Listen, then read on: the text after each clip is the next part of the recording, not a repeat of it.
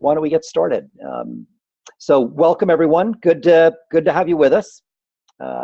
And we're here to give you an update today about the People's Climate Movement mobilization in Washington, D.C. on the 29th of April, and to answer questions that you may have. And we also have with us Patrick Carolyn with the Franciscan Action Network. I see Imam Safet Katovic, who's a leader on climate and environmental concerns in the Muslim community, who's going to be here to speak.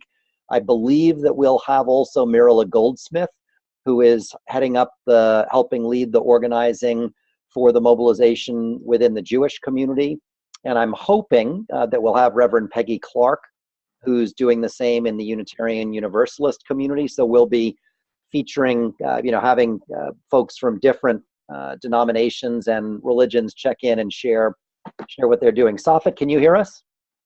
Yes, I can. Can you hear me? I can, yeah. Welcome. Thank you. It's great to be here. So really excited to be on the call with everybody, and those of you who were with us back in 2014 when we did the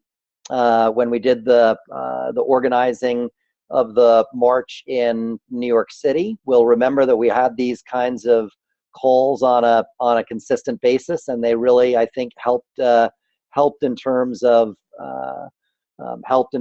keeping us all on the same page and getting us doing good work. I can see Mirala, can you hear us?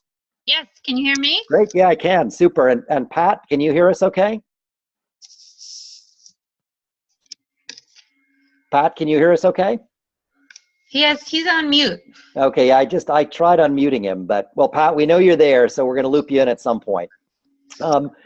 So why don't we jump right in, because we've got some stuff to cover and a number of folks on time schedules, so we'll jump right in.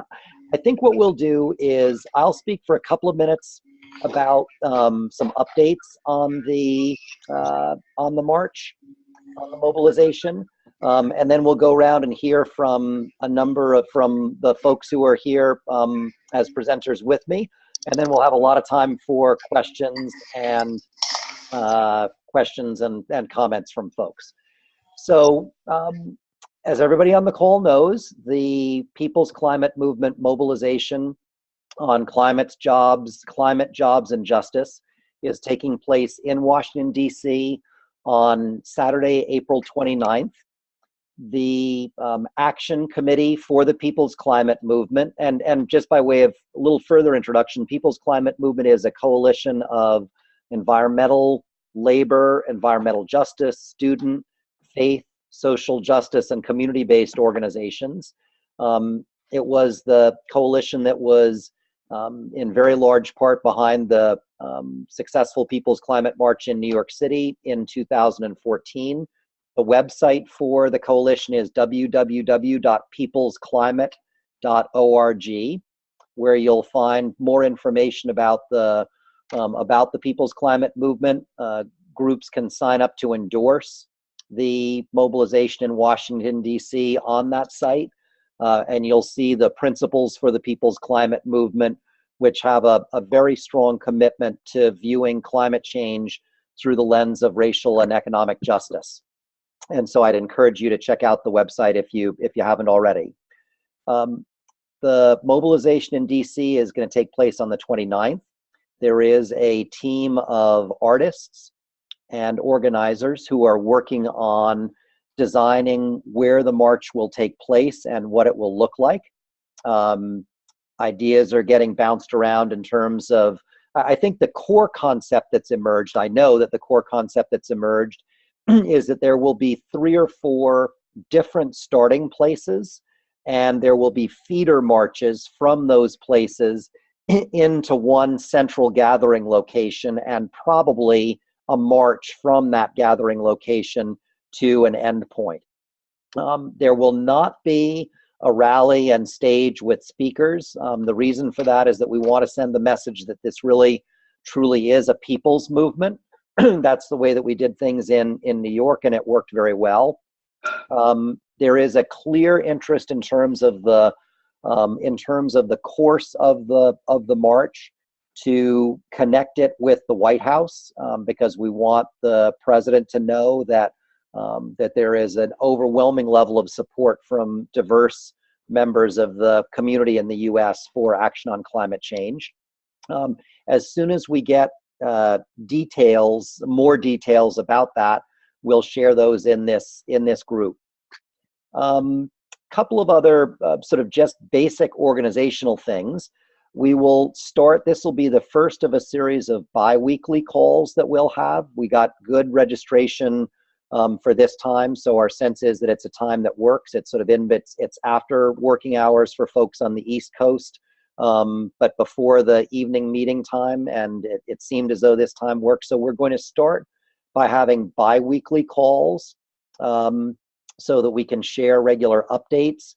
We're going to want to hear from different speakers who are doing good organizing work in different constituencies in the lead up to the march. And we will record these calls and share the recording link so that folks can listen in after the fact if they are not able to be with us live. So that's a little bit of an intro, but sooner rather than later, it's going to be good to start to hear from different folks who are already starting to do organizing and mobilizing work in their own communities. And the first person we're going to hear from is Mirala Goldsmith. Mirala is helping lead the organizing of the Jewish community, and we all need to recognize as a multi-faith community that this march taking place on the Sabbath, it represents a challenge for the Jewish community, and Mirala and her colleagues have stepped right up to figure out how to make that happen. And we need to put Mirala first because at the top of the hour she needs to head out because she's going to a demonstration somewhere. So Mirala, take it away. Okay, thank you very much. Do you need me to start my video? Yeah, sure. I think it's always good for folks to see people. I think you have to share me in order Oh, for me to okay. do that. Oh, well, let me see if I can do that. Okay, I'll do my best. Go ahead and talk and I'll do my best. Okay. So we launched the Jewish Hub a few weeks ago, and I'm very excited to say that we've already had 2 conference calls. I think we have about 30 people on our list. We have representatives from Philadelphia. We have representatives from New York, from Baltimore, and from Washington, D.C. And our third call is going to take place this week on Wednesday. So if there are any Jews out there and would you'd like to get involved, you can email me at jewsforcleanenergy@gmail.com. So we're working on developing our own messaging for the march. We're calling it the People's Climate Shabbat. And we're going to be creating a resource packet for congregations and organizations around the country so that if they want to participate either by doing solidarity actions or by organizing their own group to come to Washington, D.C., they'll have plenty of Jewish resources to do that. We hope that we're going to have great hospitality. I know Joel is probably going to speak later. Joel Novi is helping to organize hospitality from congregations in Washington. And we hope that we'll have buses coming in on Friday so that people can be welcomed and spend the Shabbat in Washington. And we think that that will be really important for building relationships and building our movement so that we can continue this organizing with a lot of strength after April 29th. So I would just say that there's a lot of enthusiasm and people are just jumping into it and want to be involved, and I'm very excited that we're going to have a great Jewish turnout at the march. Mirala, that's really awesome, and I'm sorry, I apologize. It's a relatively new webinar system we've got here, and I haven't yet figured out how to make it work perfectly. So haven't been able to figure out how to get you live on the screen. But I know that the one. I've gotten questions from a certain number of Jewish friends and colleagues who've asked about whether there will be ways that Jews who are not going to travel to DC can participate in their, can recognize what's happening in their synagogues and temples. Has there been any initial discussion about that? Yes, we're definitely, working on both tracks. We don't want to dissuade anyone from coming to Washington, so we'll be making arrangements so that, people will be able to be in Washington, and even if they observe Shabbat in a traditional way and need to walk to the march, we're going to try to make sure that everybody can be accommodated. But we are also preparing materials so that people can incorporate basically, I guess, learning about climate and advocacy awareness into their Shabbat services on that day. And also we're encouraging solidarity events on Erev Shabbat on the evening, Friday evening. So we already have volunteers who are working on that resource packet. And actually we're planning to launch our outreach this coming Friday. And we're working on a blurb that congregations can use, as well as Facebook posts and so on, because this Saturday is Tu B'Shvat, which is the Jewish Earth Day.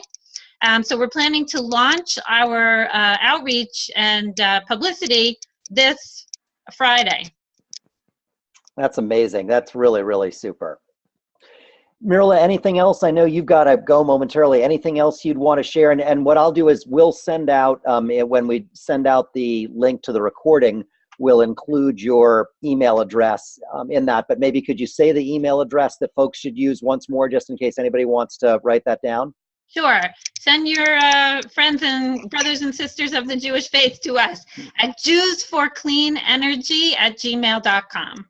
Great. And our next call is this Wednesday evening at 8 p.m., I believe. Yeah, Wednesday evening at 8 p.m. So we hope more people will join us then. I forget what your other question was, but Yes, I did too, but that's good. I guess the main thing is we're really happy to be part of this whole faith-based effort. It gives us a lot of encouragement and strength to know that we're part of this bigger movement. And I thank you, Fletcher, for everything you're doing to get us going. And we couldn't do it without you, so thank you.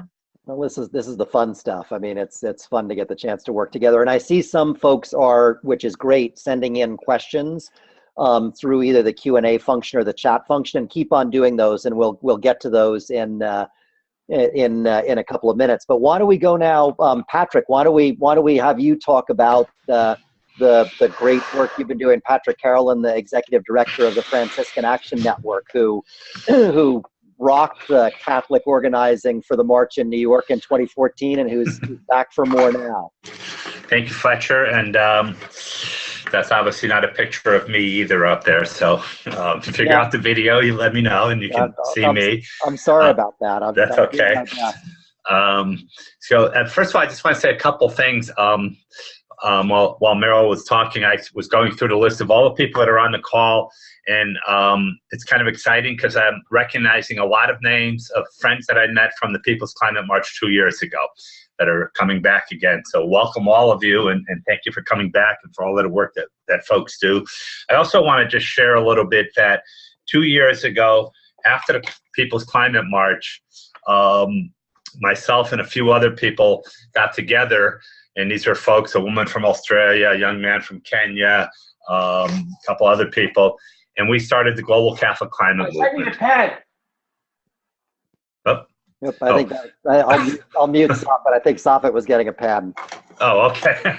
Anyways, we started the Global Catholic Climate Movement as a result of the People's Climate March.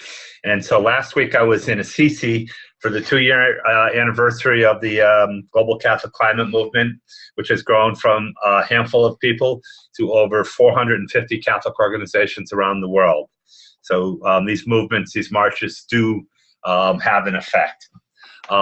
We've been, like Marilee said, with the Jewish community, we've been organizing with the Catholic community. We've had a number of calls already. We've started a Google list. If there's any Catholics on here, I recognize some of your names, or non-Catholics who want to hang out with Catholics. You can email me at pcarolan, it's CAROLAN, at franciscanaction.org. We're also working with the Catholic Climate Covenant to organize some side events around the march. One of the thoughts was that if people can come in on Friday, then maybe we could do a mass on Friday evening, do some stuff around that. And we're also looking at possibilities of places for people to stay. I'm looking at some retreat centers in the area and some parishes where we may be able to find space for people to stay for that time. So as we move forward, we'll start posting all of that. I also think it's great that we're doing this as a interfaith, because there'll be a lot of buses coming down, and it'd be really good if the faith community, we did this at the People's Climate March, but if people started getting together within their faith communities and sharing buses and coming down together on buses, that's another really exciting thing to do. So again, keep us posted on that if you're interested in doing that. And the other thing is, I wanted to mention, in our meeting in Assisi that I was just at with the Global Catholic Climate Movement, there was discussions about having vigils, marches around the globe. So some of you are connected to people of faith, your own faith traditions in other countries. There is some real interest from other countries, sort of picking up from what happened at the Women's March a couple weeks ago, where it was organic. It started organically, and it ended up with rallies and marches all around the globe. And I think this can happen again on this People's Climate March. So again, we'll keep you posted on that. But if you have are part of communities in other countries, let me know. And if you're interested in working on that, also let me know. And that's all I'll say for now. Thanks, Fletcher, and Awesome. everyone else. Well, thanks, Patrick. Great stuff, and really good to be working together again. That's fantastic. Well, why don't we go next to Imam Safet Katovic. Imam Katovic is a co-founder of Green Muslims of New Jersey. He serves as the co-director or a trustee of the Islamic Society of North America's Green Mosque program, and is where things are happening in the Muslim community on climate and environmental issues. Imam Katovic is there. So Safet, why don't we pass to you and share your thoughts about how you think some of the organizing work may play out in the Muslim community. And I think, also let's be very forthright in saying on this call that I know that folks on this call are committed to standing with our Muslim brothers and sisters who've been targeted in the vilest of ways by this new administration. So we are with you, and we are so grateful that you're with us. Thank you, Fletcher. And thank you for the well wishes and the support. It's been really overwhelming from American Muslims and Muslims of all different immigrant backgrounds and national ethnic backgrounds and religious backgrounds coming together and supporting their Muslim citizens and residents in this country. And we look forward to continuing to work together on these issues of justice that ultimately affect us all. I'd like to thank Patrick and Meryl for their brief updates, and I'll share with you an update. As Meryl's running to a demonstration, I've just come back from a demonstration. So we've been very busy these days. Not to make an excuse, but that's been maybe why we're sort of beginning to pick up in terms of the organizing for the People's Climate March. The Muslim ban has been sort of preoccupying a lot of our communities and our work, both at the national level of different national organizations and umbrella organizations within the Muslim community. That being said, we look forward to continue to work with our brothers and sisters, as one of our founders of our faith tradition said, Imam Ali radiallahu anh, the fourth caliph of Islam, and widely respected, said, you have, with regard to humanity, you only have two choices in terms of a relationship. The first is they're your brothers and sisters in creation and your brothers and sisters in faith. And because they're your brothers and sisters, they have responsibilities and rights upon you that you have to fulfill. And amongst them is to ensure each one's human dignity is respected and protected. So this is definitely a march for the earth, upon which we stand, and it should be what we stand for, but it is also a march for the dignity of human beings and our right to live in this world in a just and fair situation. With regard to our organizing efforts, myself and Anna Furman, for those of you who may know, are sort of begun to do outreach. What I can update everyone here on so far is that we've brought the information about the People's Climate March to our various national organizations as well as local ones. At the national level, the Islamic Society of North America's leadership has been informed, and we basically requested that they work through their networks and their associations and their local organizations and chapters to formally endorse the march, and then to work on together with other organizations in the local regions to coordinate efforts. We've also reached out to the United States Council of Muslim Organizations, which is a coalition of about a dozen national Muslim organizations, including the Council of American Islamic Relations, Islamic Circle of North America, Muslim American Society, Muslim America of North America, and others, and asked their leadership to endorse the march and to begin to work on ways through their local affiliates and regional organizations to organize or to set up coordinating committees. And we'll be having conference calls probably starting next week with regard to how we can support one another. We've also asked the national organizations as well as the regional Shura councils that we've been in contact with to coordinate their efforts with the local PCM coordinating committees that are functioning, I know, in different states and different cities, and maybe Pat will be speaking a little bit to that later. While we're mobilizing for the national march, we recognize that everybody's not going to be able to make it to the national march, so we're looking for our communities in different states, Muslim mosques and organizations, to plug into the various actions that will be taking place, as I understand it, that same weekend. So that's sort of where we are right now. It is basically an informational campaign. We will hopefully have more information as we go forward. I am hopeful also that the DC Muslim Shura Council, that's the Council of Muslim Organizations in the greater Washington, D.C. area, will be actively involved, and I believe they will be. Their chairman contacted me and others. They represent over a dozen, actually close to 2 dozen mosques and organizations in the D.C. area in terms of facilitating the travel for Muslims that will be coming from out of town, and hopefully working with the organizers on the ground there to facilitate things when the march actually takes place and the planning gets into high gear. So that's basically what I have to say at this point.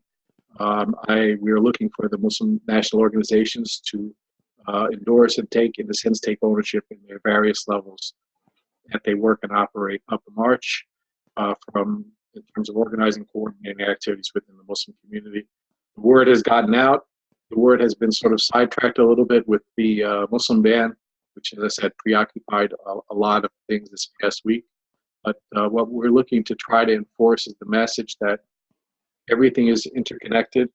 We're speaking of issues of intersectionality, of mutuality, and that as we march for the earth and issues of eco-justice and racial justice, we're also speaking about religious freedoms and right of refugees and free movement in this earth, etc. So I think the platform is wide enough to encompass these other issues that have arisen recently as a result of the executive orders of the Trump administration.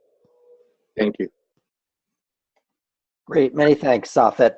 And we've gotten a number of questions about the Science March, which I'll speak to in just a couple of minutes. So folks should feel comfortable that I'll give you an update on the situation that way. And there are a number of other good questions that have come in also. So pleasure now to turn the microphone over to my friend Pat Almanrode, with whom we all worked very closely in 2014. Pat was the glue that held the Faith Hub together in terms of all the behind-the-scenes organizing work that he did. He was, I don't know, it wasn't single-handed, but it was close to single-handedly managed the arranging accommodations for several hundred people coming in from out of town, and was an endless source of good cheer and support for us all. So Pat, maybe you want to say a little bit about your thinking and the work you're planning to do on in relationship to the website and information sharing digitally?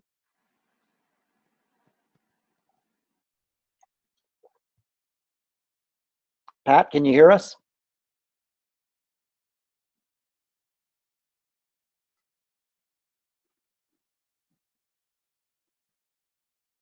Pat, I think I can see the icon of your name here, and I've got you unmuted, but for some reason we're not hearing you. I know Pat had set in through the chat function that he was on his cell phone, and he's texting me now that he can hear us, but we can't hear him. Let me try one more maneuver here, Pat, on the technology and see what we can.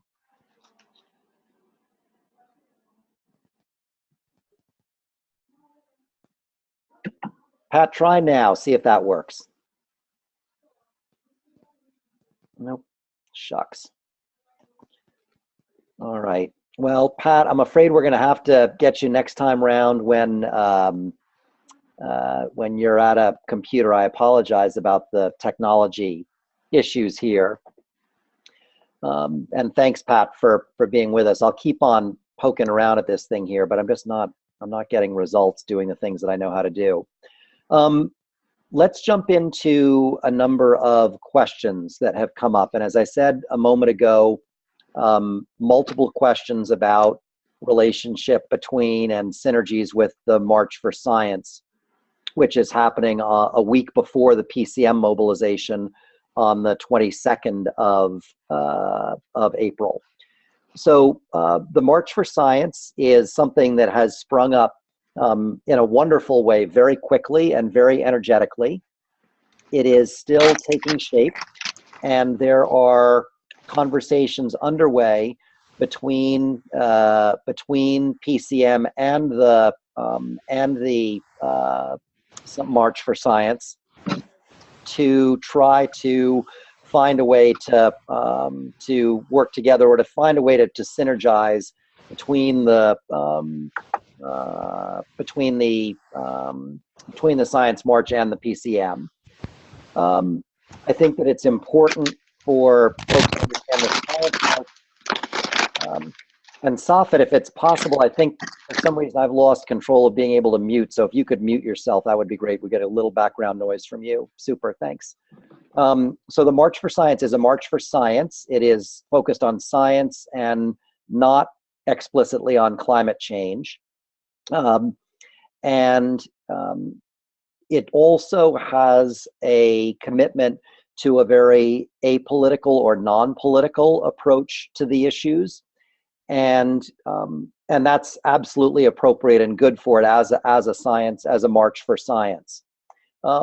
We are seeking to, one of the things that is being discussed within the PCM is the possibility of having the week between the 22nd and the 29th be designated as a week for climate action around the country. And we're debating internally in PCM the pluses and minuses of taking that kind of approach. And in that case, it's our hope that the Science March would be open to having itself viewed in part as being the sort of the launch of that week. So we'll have more news to share, I think, in the coming weeks about the about potential partnership or collaboration in different ways with the Science March. I think it's very important also for folks to know that the PCM, the People's Climate Movement, is a coalition that has been, that's a multi-sector coalition with the different groups that I mentioned earlier, and with a very clear stated commitment to climate justice connected with racial and economic justice.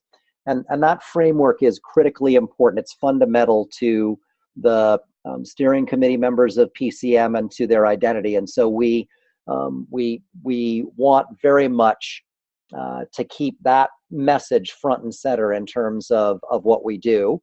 And as soon as we get more information about the Science March and potential collaboration with it, we'll absolutely share that. There will be scientific groups and individual scientists taking part in the PCM.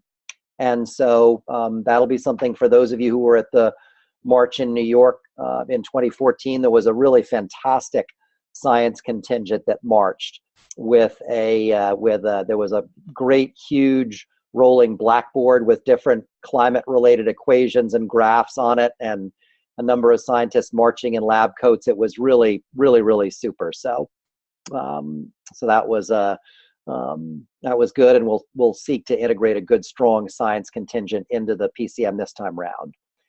A number of questions have been framed about marches, distributed marches in different parts of the country.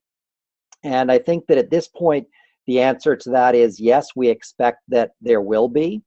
And within the next week or so, we expect that there'll be a sort of encouragement put out there to help people find each other in different places of the country, so that we can sort of help folks find each other for the purpose of doing that kind of organizing work. So I think that the short answer on that is yes. And as we roll things out, I'm sure that that's going to emerge in greater clarity.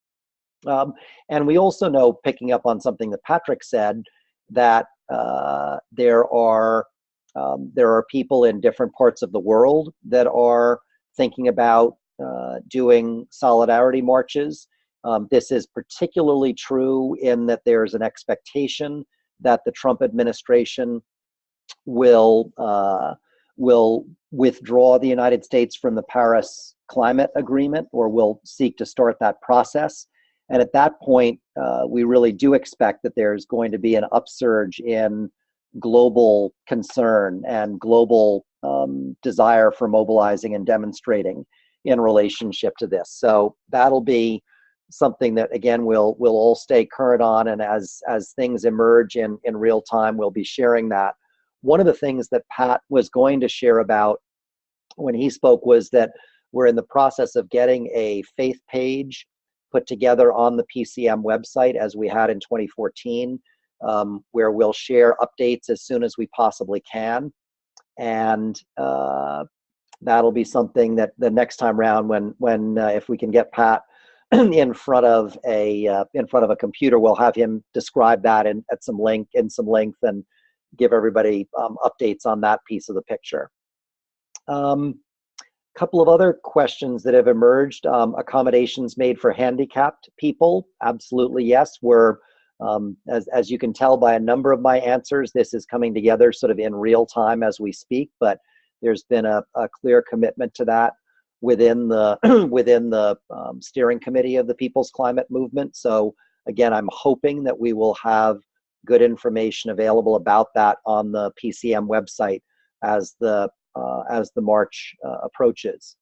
A question from someone who may have been with us in 2014 asking about whether we'll have signs for new or our older religious denominational signs. Last time around, we had signs for 30 to 40 different denominations, and I believe that that's likely, though we haven't gotten to that level of detail yet. And again, that'll be something that we'll let folks know as soon as we've got more details. What we're aiming to do first is get a sense of what's the route and the shape of the march itself, and how do we want to then encourage faith communities to gather in a certain place. So a lot of this stuff is information that we'll share in the weeks to come. A couple of questions from folks about transportation. It is our hope that there will be buses organized from a number of different places around the country, and it's our belief that that will be the case. And again, we'll have information about that as things emerge. As you can imagine, and just to be very clear, the People's Climate Movement had been planning a mobilization regardless of which candidate was going to be elected president, because we felt that it was critically important to be pressuring the new administration and demonstrating strong support for action on climate change. And so when the election results came in the way they did, it threw everybody for a loop. And so we're a little bit behind on some of these logistical matters, but our hope is that we'll be able to have the funding in place so that we can hire a bus coordinator soon, and have all of the sort of bus related toolkit stuff that we had last time that was really, really helpful. So that's the hope. Working through another set of questions, I'm looking questions about sort of connecting people in different places, sort of in the New York area and not in the New York area, around the connections, getting people connected in geographically proximate areas. We will get to work on that and try to make help those connections happen.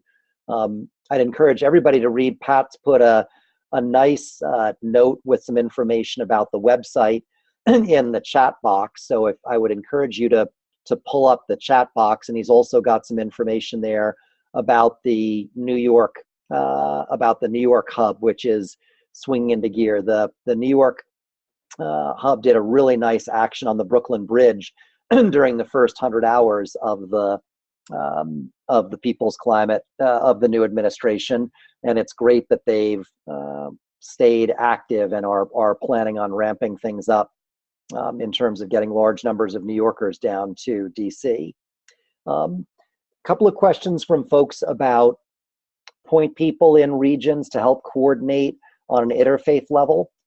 That's absolutely something that we're going to be doing. If you've got an interest in serving in that kind of interfaith coordinating role within a different area, please email me. You can just do info@greenfaith.org, and that'll get to me. We will be looking to support that kind of local interfaith organizing and mobilizing work, and Estrella Sainberg, who's our organizer, is going to be ready to work with folks on that. So that's something I saw a couple of people asked in about that. One person with a question about suggestions about how to encourage families to join in. We will have, this will be definitely a family-friendly event. We'll have more information about that. I think that we may want to, on a call in the future, have someone from Moms Clean Air Force or another organization, or someone simply took part with their kids in 2014 to share some info about that, but definitely family friendly. At the same time, there are want to be clear that on Monday, May 1st, there is initial planning underway to have a day of direct action, and that will be something that'll be something that we'll share information about as that emerges. But there is a strong level of interest within PCM around having some form of direct action. Just as the day after the march in New York, there was direct action that took place the following day. Similar pattern envisioned for Washington, D.C. One question about, have we been in touch with Unitarian Universalists? Absolutely. And we still may pick up Reverend Peggy Clark, although I'm not sure. She had thought she would be on the line by now. She was at an appointment that was running over with one of her kids, and so if not this time, we'll absolutely feature her and other UU colleagues later on. The permitting process, got a couple of questions about the permitting process. The permitting work is underway and is being managed in very large part by the DC Action Lab, which is a really first-rate group in DC who are experts in this. So we're working with them on that. One person asking about concern about anarchists sort of detracting from the PCM message. Our sense, I mean, we've got the PCM, I think, one of the things that's great about it is that there are a really significant number of different constituencies that are involved, and there's a nice level of organization and collegiality among them. So I think that, the march in New York went off without a hitch in that regard, and I think that we'll be in good shape that way. We're absolutely looking into the possibility of what kind of signs can we encourage folks to make or bring, and I'll have a little bit more information about that when we share on a later call about the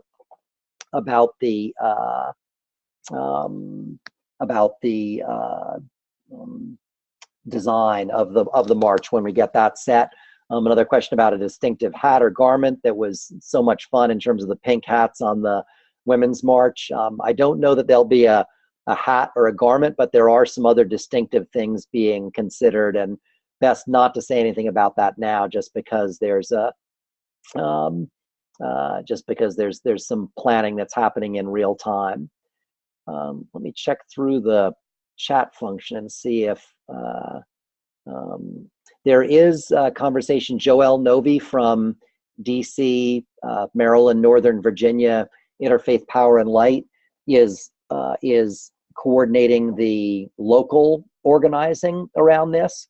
We'll share Joelle's email address in the follow-up email that we send out to folks who've registered for this call. And Joelle and I have spoken already about the possibility of organizing some sort of multi-faith prayer and invocation service. We had that, many of you will remember, before the march in New York in 2014. It was a really meaningful part of the day, as was the wonderful service at the Cathedral of St. John the Divine, the interfaith service there. And so that'll be something that we'll be in touch with as we move things forward. Looking through to see if I'm missing or getting any other questions in here. Sorry to drone on like this. Great message, Shantha Alonso Reddy with Creation Justice Ministries, and we'll feature Shantha live on a webinar in the future. She's saying that the United Church of Christ is actively recruiting UCCers to participate. United Methodist Caretakers of God's Creation is having a gathering at the march, and Fossil Free PC USA is also gearing up for activities too. So many thanks to Shantha for sharing that information. That's great. And I think another person who was not able to be on the call today, Kyle Maynard Scott from Young Evangelicals for Climate Action, they're gearing up. The Interfaith Power and Light Network has its annual affiliates conference gathering in Washington, D.C. Just several days before the march, and I know that their sense is that many of their leaders will stay to take part in the march. So things are shaping up nicely. I'm conscious that I'm doing an awful lot of talking, and I'm looking through one question about any online or live training available for peaceful demonstrating. There is some thinking going on about that. I'll make a note to make sure that I bring that back to the group. Many thanks to Sue for raising that. And I think we're coming close to the one person said that many people used text circles in 2014 to stay in touch during the day of the event. We are looking at using that approach in DC, and as we get closer to the march itself, we'll be sharing information about that. So, enough talking. What I may do is in just a moment before we wrap up, invite Imam Kadovic to offer a final prayer or blessing from the Islamic tradition for us.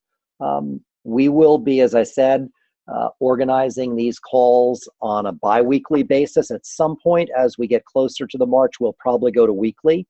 And so that means that the next call will be actually on President's Day on the 20th of February, same time, 5:30 to 6:30 p.m. Eastern Time. So we're looking forward to having regular conversation with folks about that. Imam Safet, would you offer a prayer for us? Are you able to unmute yourself, Safet? In making Pat Almonroad, I made Pat the host of the meeting, and I can't take it back from him somehow. And so I'm hoping that you can unmute yourself. Or Pat. Well, Pat. Well, I'm afraid it may well be that. Oh, there you go, Safet. You're on. You're on. Okay, thank you. One of the prayers that Muslims say in the evening and is also in the morning before dawn is Subhanakallah hamdik Subhanakallahumma bihamdik adada khalqi wa rida nafsi wa zinata arshi wa midada kalimati. That means glory be to God to the extent and number of his creation, the amount of ink that is required to write his holy names. And after that, we would normally, when we say goodbye to one another, we would recite one of the shorter chapters of the Holy Quran. وَالْعَصْرِ إِنَّ الْإِنسَانَ لَفِي خُسْرٍ إِلَّا الَّذِينَ آمَنُوا وَعَمِلُوا الصَّالِحَاتِ وَتَوَاصَوْا بِالْحَقِّ وَتَوَاصَوْا بِالصَّبْرِ. By the token of time, or as time moves forward, verily humanity is in a state of loss, except for those who believe and work righteousness, and continue to encourage each other to the truth, and call each other to the truth, and continue to encourage one another to be patient and persevere in the struggle. So let it be so for all of us. Thank you very much, Imam Katovic, and many thanks to Safet, to Mirala Goldsmith, to Patrick Carolyn from the Franciscan Action Network, to Pat Almanrode for being with us. We'll, I think, improve our use of the technology next time around and have some more videos rolling, so that'll be good. And we'll start sharing information as regularly as we can. Thanks so much to everybody for joining us, for your commitment. We need each other's support with this, and God bless us as we move forward towards making this march as powerful as it can be. So many thanks, and have a good evening, everyone. Bye-bye now.